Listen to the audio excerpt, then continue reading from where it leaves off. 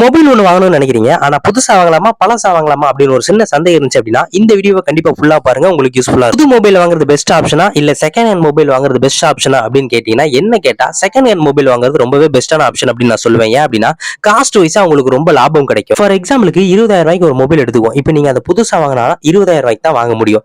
அதே மொபைல் ஒரு 3 month 4 month used mobile நீங்க வாங்கினீங்க அப்படின்னா 13,000 இருந்து 15,000 வாங்கிக்க முடியும். ஒரு 5,000 ரூபாய் லாபம் கிடைக்கும். பட் அதுல ஒரு சில பஞ்சாயத்து இருக்கு. அந்த பஞ்சாயத்து வராம எப்படி மொபைல் வாங்குறது அப்படின்றத வீடியோல போய் பார்க்க போறோம். இதுக்கு முன்னாடி நீங்க நம்ம சேனலை சப்ஸ்கிரைப் பண்ணல அப்படின்னா சப்ஸ்கிரைப் பண்ணி வச்சிருங்க. பக்கத்துல இருக்க பெல் ஐகானை கிளிக் பண்ணி வச்சிருங்க. அப்பதான் நம்ம போற ஒவ்வொரு வீடியோஸ் உங்களுக்கு நோட்டிபிகேஷன்ஸ்ல வரும். வாங்க வீடியோக்குள்ள போலாம்.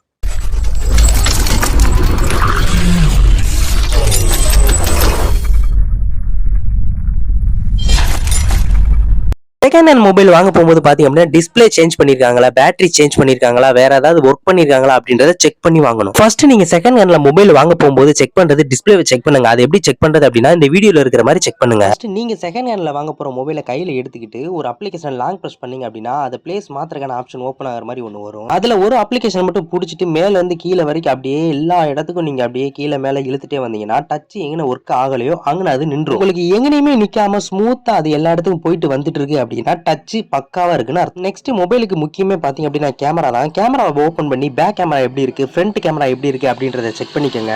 நெக்ஸ்ட் நம்ம பண்ண போறது என்ன அப்படின்னு பாத்தீங்கன்னா செட்டிங்ஸ்குள்ள போயிட்டு சவுண்ட்ஸ் அண்ட் வைப்ரேஷன்ல போயிட்டு மொபைலோட ஸ்பீக்கர் கண்டிஷன் எப்படி இருக்கு அப்படின்றத நம்ம இது மூலியமா நம்ம செக் பண்ணிக்கலாம். ஸ்பீக்கர்ல எதுவும் இறைச்சல் இருக்கா அப்படின்றத பாத்துக்கோங்க. மொபைல் வைப்ரேட்டர் வேலை செய்தான்னு பாத்துக்கோங்க. நெக்ஸ்ட் நம்ம செக் பண்ண போறது பாத்தீங்க அப்படின்னா பேட்டரி தான். நீங்க யூஸ் பண்ற மொபைலோட பேட்டரி எப்படி செக் பண்றது அப்படின்னா ஒரு 15 நிமிஷத்துக்கு யூடியூப்ல பாட்டை போட்டு விட்டு ஓட்ட விட்டு பாருங்க.